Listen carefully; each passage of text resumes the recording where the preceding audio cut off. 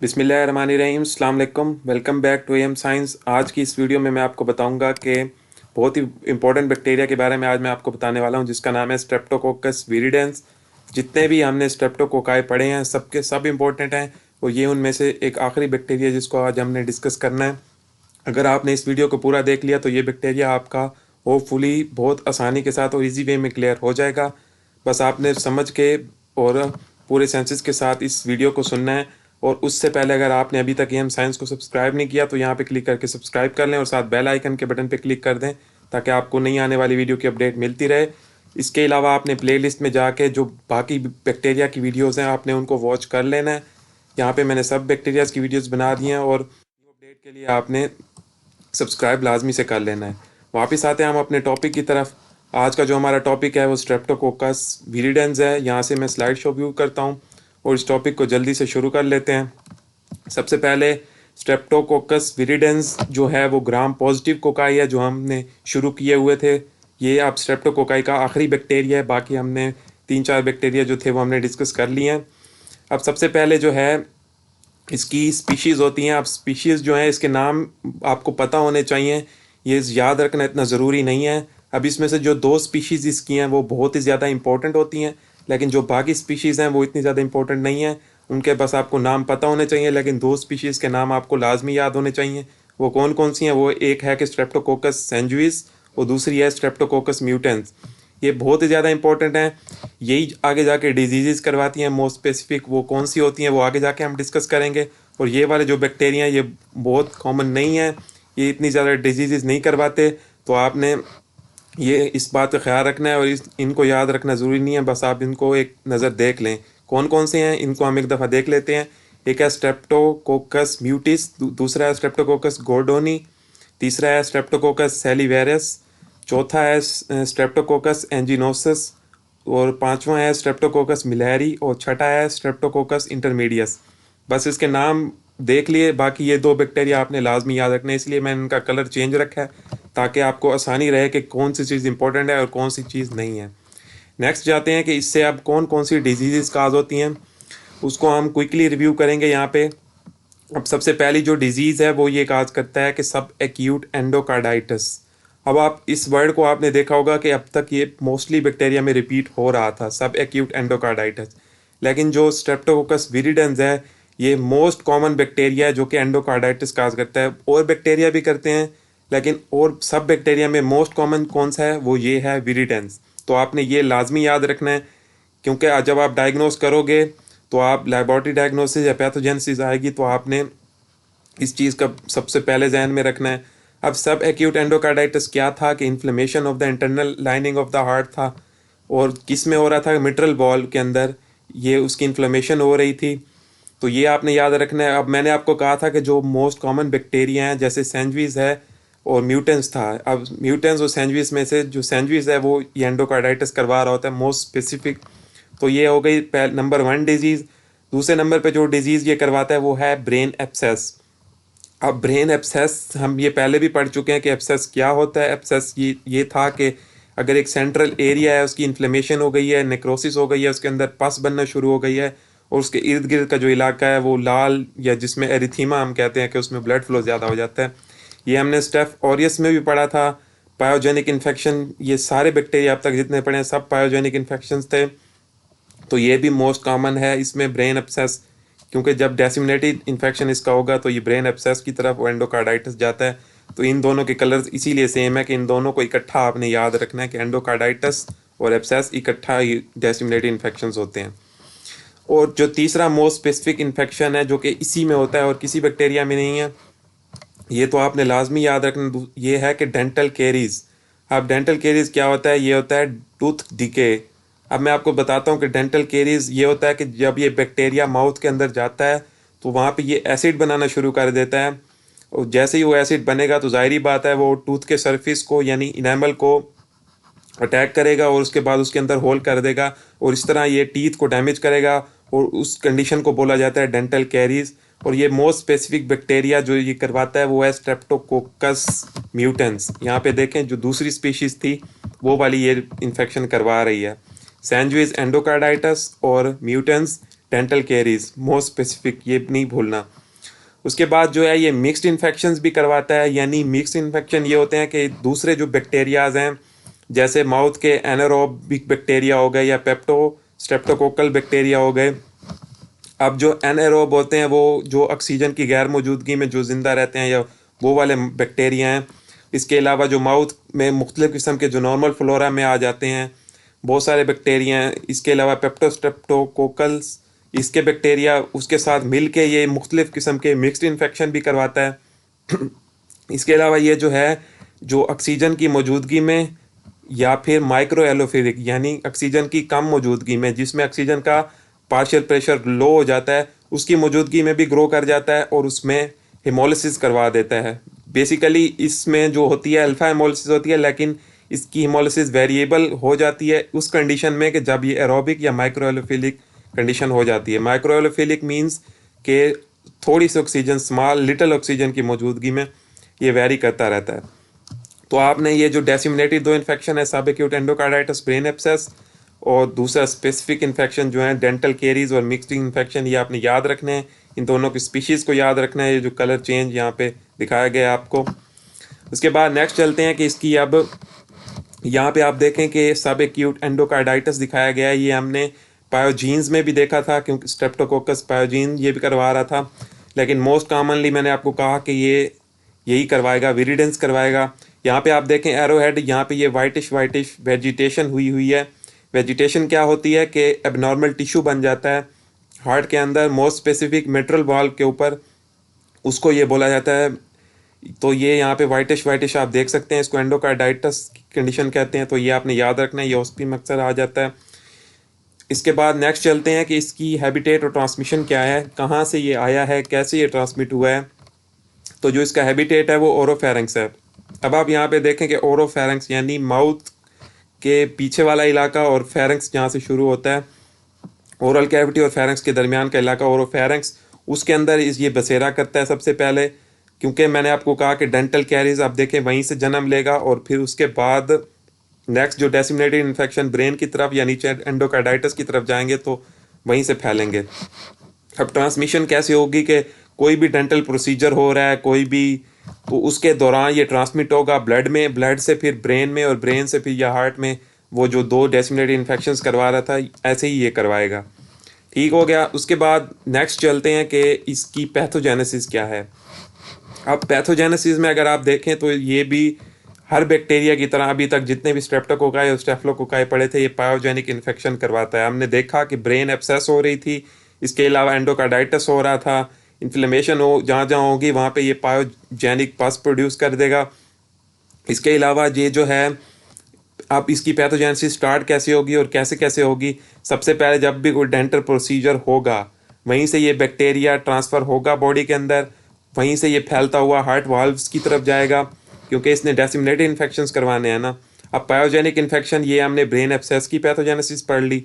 इसके अलावा अब हम एंडोकार्डाइटिस की अगर पैथोजेनेसिस देखें कि कैसे करवाता है, तो डेंटल प्रोसीजर होगा सबसे पहले, उसके बाद ये सीधा ब्लड से होता हुआ हार्ट वाल्व्स की तरफ जाएगा, वहाँ पे जाके ये वेजिटेशन करवा देगा। वेजिटेशन मैंने आपको बताया कि एबनॉर्मल टिश्यू वो वाइटिश वाइटिश जो पिक्चर में मैंने आपको दिखाया है, यहाँ पे अगर मैं आपको पीछे जाके दोबारा अगर दिखा दूँ तो ये वाला था कि वेजिटेशन यहाँ पे हो रही थी।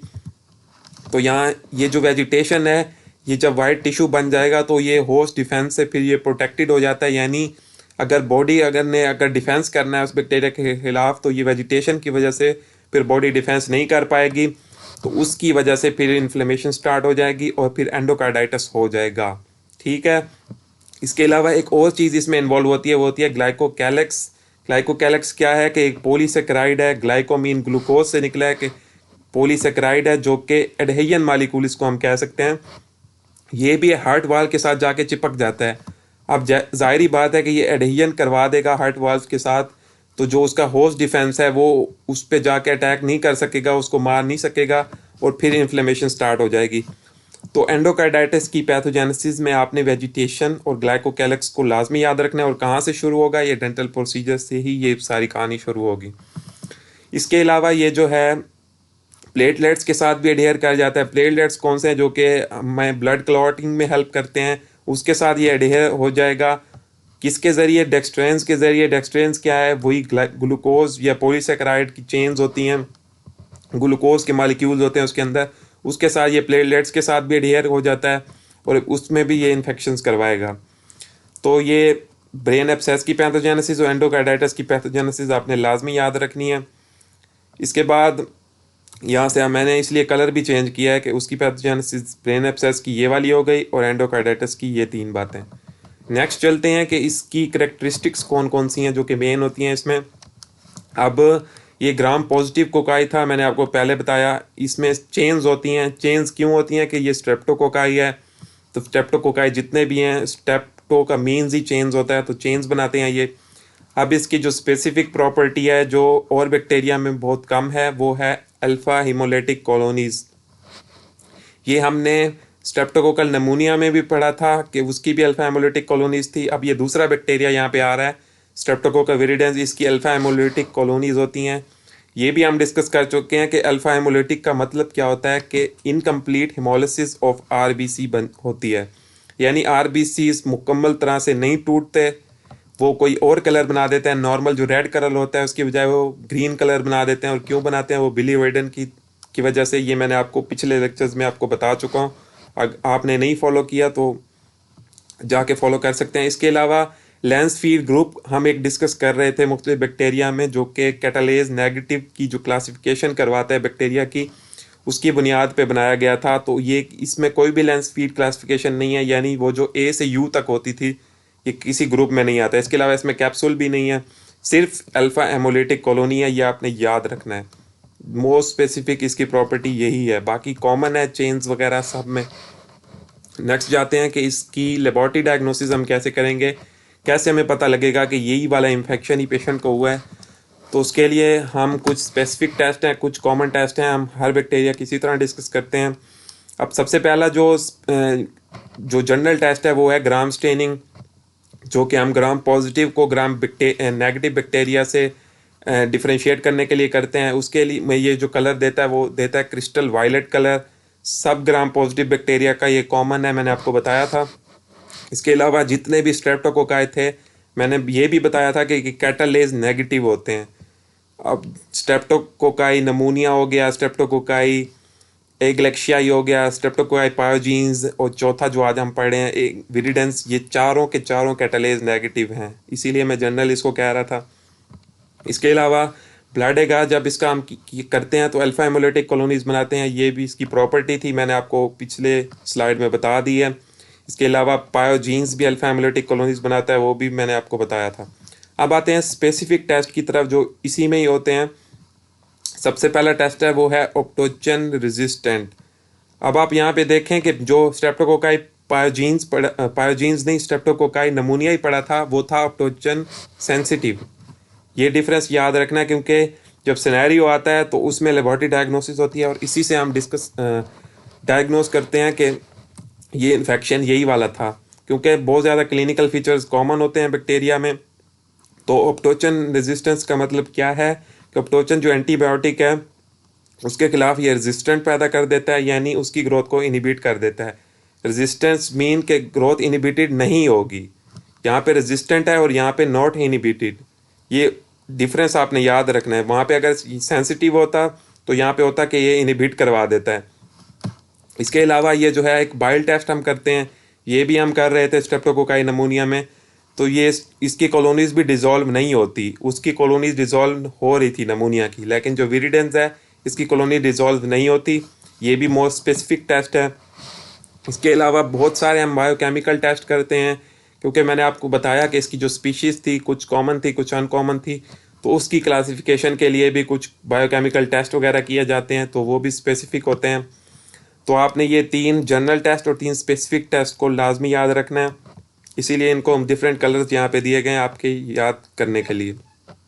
नेक्स्ट जाते हैं कि यहाँ पे आप देखें कि इन पिक्चर्स को मैंने आपको पहले भी दिखाया था, ये मोस्ट कॉमनली रिपीट हो रही हैं।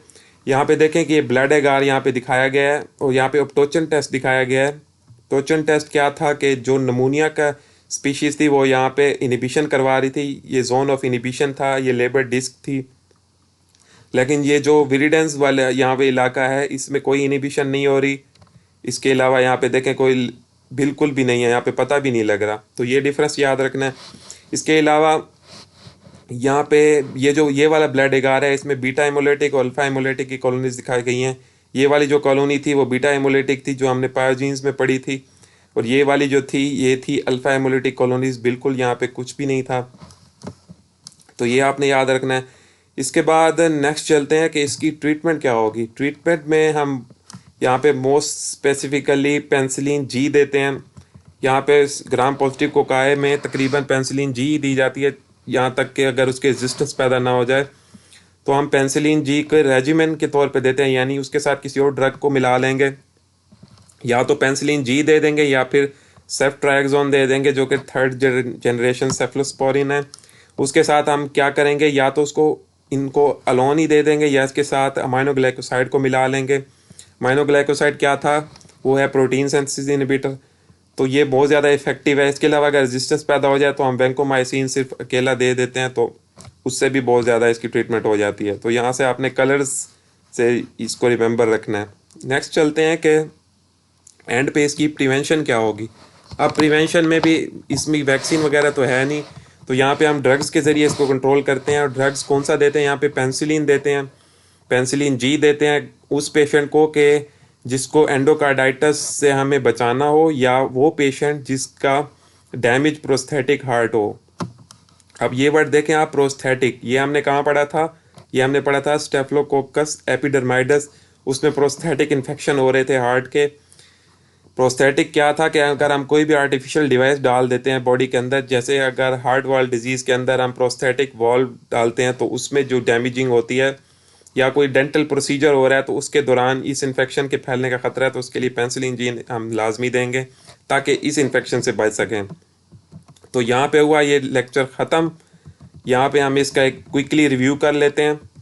सबसे पहले क्या था कि इसकी स्पीशीज़ थी, जो दो स्पीशीज़ हैं वो बहुत कॉमन है, सैंडविच और म्यूटेंस, बाकी इतनी कॉमन नहीं है, आपको सिर्फ पता होने चाहिए नाम। नेक्स्ट है कि इसकी डिजीज़ कौन कौन सी हैं। दो डेसिमिनेटेड डिजीज़ हैं और दो बहुत स्पेसिफिक हैं। डेसिमिनेटेड डिजीज़ सब एक्यूट एंडोकार्डाइटिस मोस्ट कॉमनली इसी में होता है, ब्रेन एब्सेस होती है। इसके अलावा स्पेसिफिक डेंटल कैरीज होता है इसमें, और मिक्स्ड इन्फेक्शंस हो रहे होते हैं। दो स्पीशीज़ याद रखनी है कौन कौन सी थी, एंडोकार्डाइटिस में सैंडविच और डेंटल कैरीज में म्यूटेंस। नेक्स्ट है कि ये स्लाइड ऑस्पी के लिए कि यहाँ पे ये वेजिटेशन हो रही है एंडोकार्डाइटिस की विरिडेंस की वजह से। इसके अलावा हैबिटेट कौन सा, कि ओरोफेरेंक्स यानी मुंह के इलाके से ही इसकी कहानी शुरू होगी, और कैसे ट्रांसमिट होगा, डेंटल प्रोसीजर के थ्रू। पैथोजेनेसिस में आपने जो ब्रेन एब्सेस की पैथोजेनेसिस है उसमें पायोजेनिक याद रखना है, और जो एंडोकार्डाइटिस की पैथोजेनेसिस है उसमें ग्लाइकोकैलेक्स और वेजिटेशन याद रखना है, और डेंटल प्रोसीजर से ये शुरू हुआ था, ये याद रखना है। यानी अगर आपने जो चीज़ें याद रखनी है वो कलर्स में जो दी हुई हैं ये आपको बस याद रहनी चाहिए, बाकी सब कुछ आपके समझने के लिए है। करेक्टरिस्टिक्स में मोस्ट स्पेसिफिक जो करेक्टरिस्टिक्स है वो अल्फा हेमोलिटिक कॉलोनीज हैं, चेंज इसमें सब में कॉमन थी। लेबोरेटरी डायग्नोसिस में जो जनरल टेस्ट थे, ग्राम स्टेनिंग, कैटालेज नेगेटिव और ब्लड एगार में अल्फा हेमोलिटिक कॉलोनीज, ये जनरल टेस्ट थे। जो स्पेसिफिक टेस्ट हैं वो है अपटोचन रेजिस्टेंस, पायल रेजिस्टेंस और वेरियस बायोकेमिकल टेस्ट।